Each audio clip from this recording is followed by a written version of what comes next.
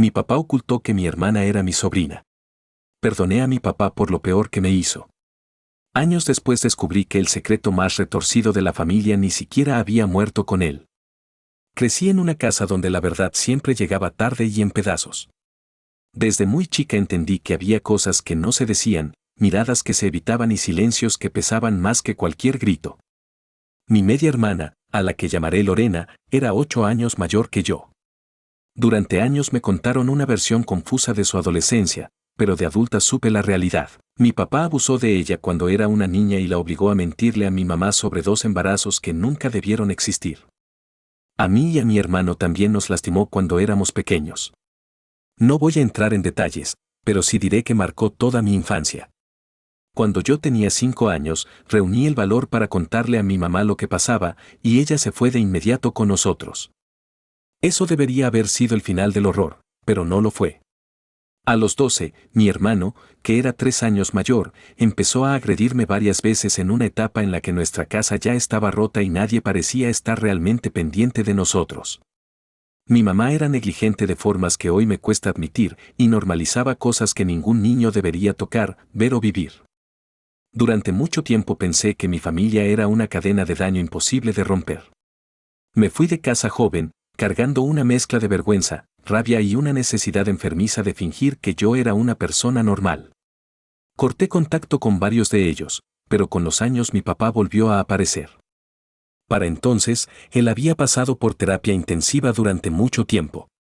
Ya en mis 20s, me contó cosas de su propia infancia que yo no sabía: abandono, abuso dentro de su casa, una historia de dolor que no justificaba nada, pero sí explicaba cómo se convirtió en alguien tan roto. Lo escuché por horas, una y otra vez, pidiéndome perdón sin exigirlo. Sé que para mucha gente eso suena imperdonable, y lo entiendo. Yo no olvidé nada, pero con el tiempo decidí perdonarlo porque vi un cambio real y sostenido. Se convirtió, de una manera extraña y difícil de explicar, en mi mejor amigo durante mi adultez. Hablábamos de todo, y por primera vez sentí que tenía un padre que veía el daño que había causado. Luego se casó con una mujer horrible, a la que llamaré Verónica. Ella estaba obsesionada con la idea de que entre mi papá y yo seguía existiendo una relación enfermiza, incluso cuando yo ya tenía mi propia familia. Llegó al extremo de insinuar que mi hijo era de él, una acusación tan absurda como cruel, porque mi hijo claramente se parecía a la familia de su padre y no había manera de sostener esa fantasía. Yo intenté mantener distancia, pero Verónica disfrutaba sembrando veneno. Mi papá y ella tuvieron una niña, mi media hermana menor, y todos actuaban como si fuera un nuevo comienzo. Yo quería creerlo. Después de todo lo vivido, la idea de que una bebé llegara a una familia más tranquila era casi un milagro. Pero años después salió a la luz algo todavía más oscuro. Mi hermano, ya adulto y estando de permiso del servicio naval, volvió una noche borracho a casa de ellos y agredió a Verónica. Ella quedó embarazada.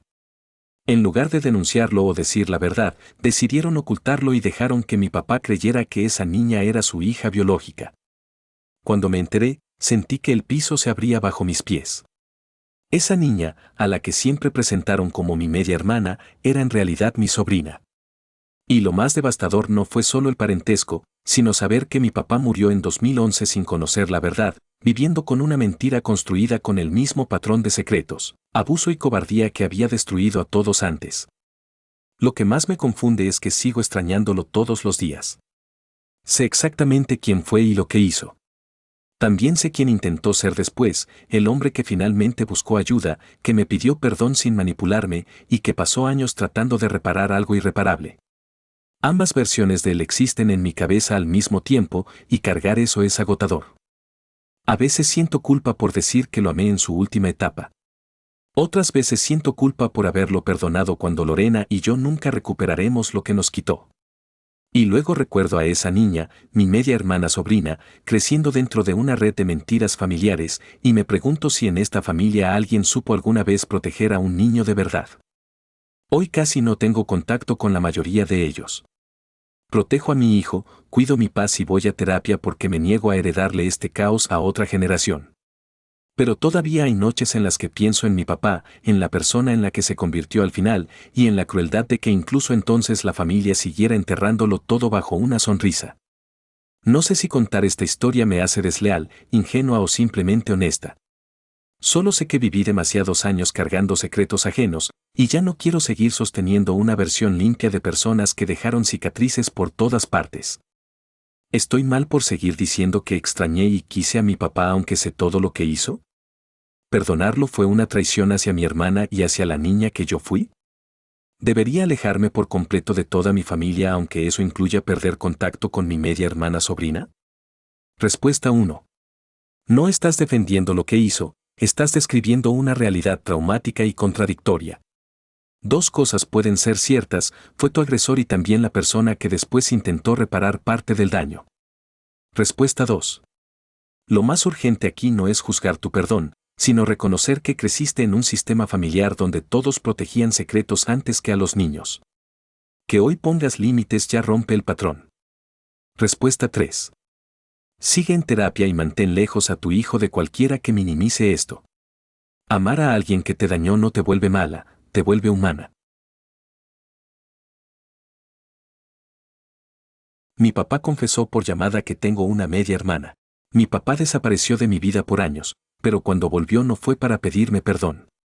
Fue para soltarme un secreto que sonaba inventado hasta para mi familia. Siempre digo que en mi familia nadie guarda silencio, solo guardan bombas de tiempo. Yo crecí escuchando historias tan torcidas que, si me las contara otra persona, pensaría que exagera para llamar la atención. Para que se entienda el nivel de caos, mi mamá se fue a vivir sola a un departamento cuando tenía 13 años, compartiendo espacio con una chica de 18. Era un pueblo diminuto en los años 60, de esos donde todos saben todo, pero aún así nadie interviene cuando una niña tiene que hacerse adulta demasiado pronto. Luego está mi papá, que antes de conocer a mi mamá tuvo una aventura con mi abuela materna, que en ese momento ya era divorciada. Sí, mi papá se metió con la mamá de la mujer con la que después tendría una hija, yo.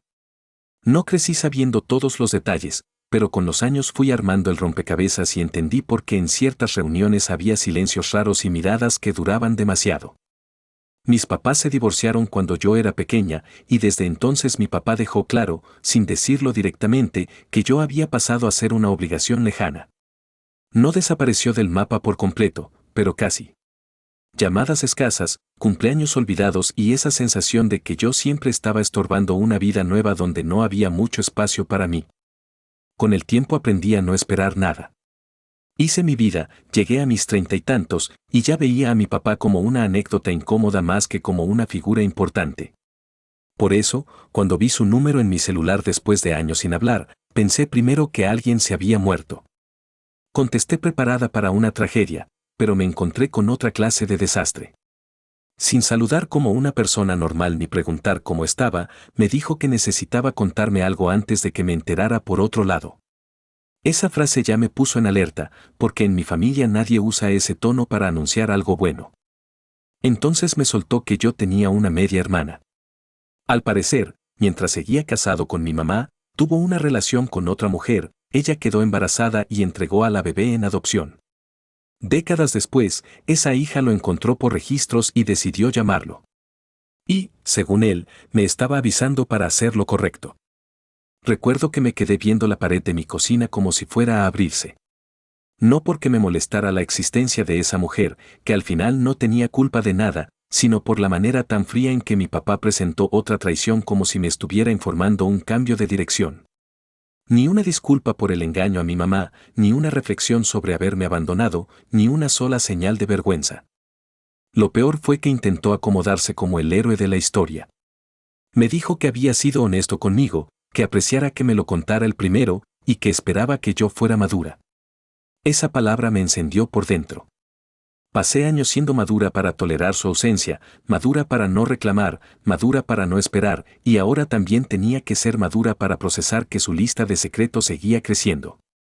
Después de colgar, me reí. No de felicidad, sino de esa risa rara que sale cuando algo ya superó el límite de lo absurdo. Llamé a una prima y le conté, y lo único que respondió fue, bueno, al menos no es lo de tu tío. Se refería a que uno de mis tíos había dejado a su esposa y a sus hijos para casarse con su prima hermana. En cualquier otra familia, eso sería el escándalo de varias generaciones. En la mía, apenas compite por atención. Con unos días de distancia, empecé a pensar más en mi media hermana que en mi papá. Ella también había sido arrastrada por decisiones egoístas de gente que actuó como si las consecuencias humanas fueran un detalle menor. Si algún día quiere conocerme, no tendría problema. Mi enojo no es con ella, ni con la mujer que la dio en adopción, mi enojo es con el patrón de hombres en mi familia que van dejando caos y luego esperan aplausos por admitir una parte. También me golpeó darme cuenta de que mi papá no llamó porque me extrañara. No llamó para reconstruir nada. Llamó para controlar la narrativa, para quedar como un hombre decente antes de que otra persona me contara la verdad.